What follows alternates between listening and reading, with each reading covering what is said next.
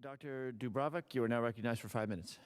Chairman Hines, members of the committee, thank you for giving me the opportunity to share some of my research on the future of work. I will make 4 points. The first is that the future of work is defined by technology, and that means that we will see workers complemented by their work, we'll see workers displaced, and we'll also see new opportunities created.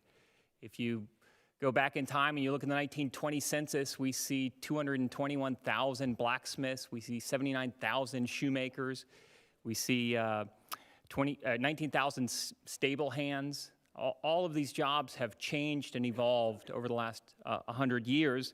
If you look at just a sampling of jobs that we see today, these are some that I found on a leading job site just this week: online tutor, telehealth exercise physiologist, digital content specialist, drone operator, mobile video game party coordinator, 3D printing specialist.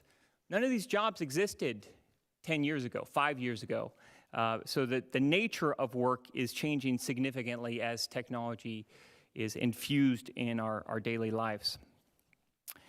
Point number 2 that I make is that as a result of this change in work, the jobs of the future will be decidedly human.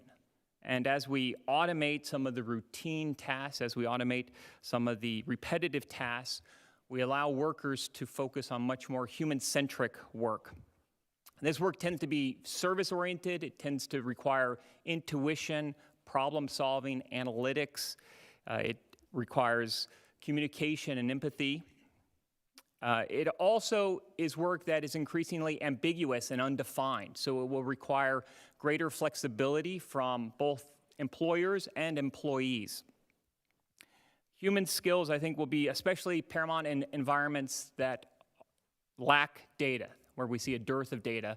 These are environments that are ill-prepared for automation and for artificial intelligence, so I think human skill will be especially important in those environments. It'll be important in helping us understand and employ innovation and how to make that transition. I think it's also important to recognize that as we automate certain tasks and as we move to a more undefined and ambiguous work environment, that we might also be producing stress for workers, and the mental challenges of work might become more pronounced as we allow them to focus on more human-centric work. Point number 3 I'll make is that in order to make this transition in work, we will require continuous upskilling and training. It will take an intentional effort to transition workers. We're going to need greater digital skills, we're going to need greater technical skills, and as I already mentioned, we'll need greater human-centric skills.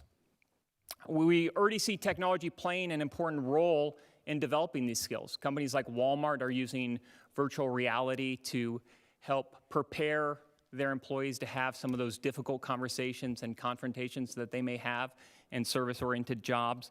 Bank of America is using virtual reality to help train their employees to handle conversations around sensitive financial information. So we are seeing technology being utilized by companies to help that transition.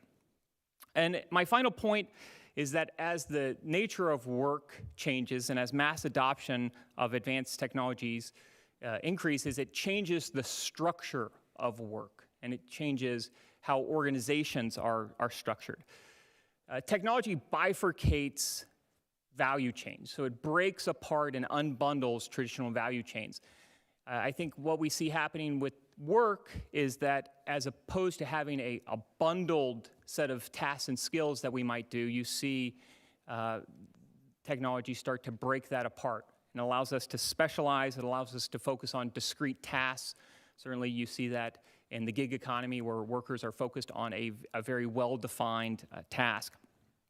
Digital tools are also disintermediating the traditional relationships between employees and employers.